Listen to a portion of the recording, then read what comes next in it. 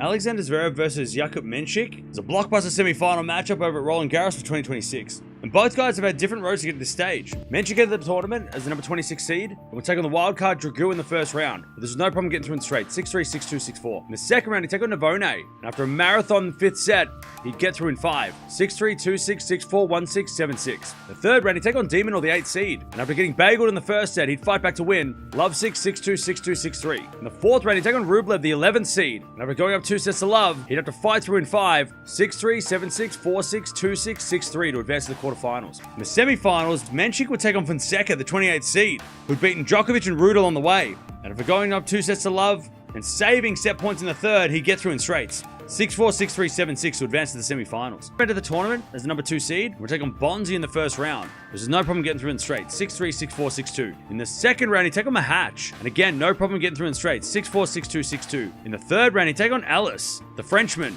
And after dropping the third set, would get through in 4. 6-4, 6-3, 5-7, 6-2. In the fourth round, he'd take on the lucky loser De Jong, who had taken out Hashanov and Wawrinka along the way. And after a close first set, Zverev would get through in straights, 7-6, 6-4, 6-1 to advance to the quarterfinals. In the semi-finals, Zverev would take on Hadar, the 27th seed, who'd been having a phenomenal clay court season. And after a close first set, would get through in straights, 7-6, 6-1, 6-3 to advance to the semi-finals. These guys have played one time before. That was actually a couple of weeks ago in Madrid in the fourth round, where Zverev got the 3-set win. He did drop the second set tiebreak, but was able to regroup in the end. So it's going to be really fun to see Mensik take on Zverev at a slam in this best of 5. Taking a look at the shot quality thanks to Tennis Insights. On the serve, Zverev slightly ahead with an 8.7 compared to an 8.6 for Mensik.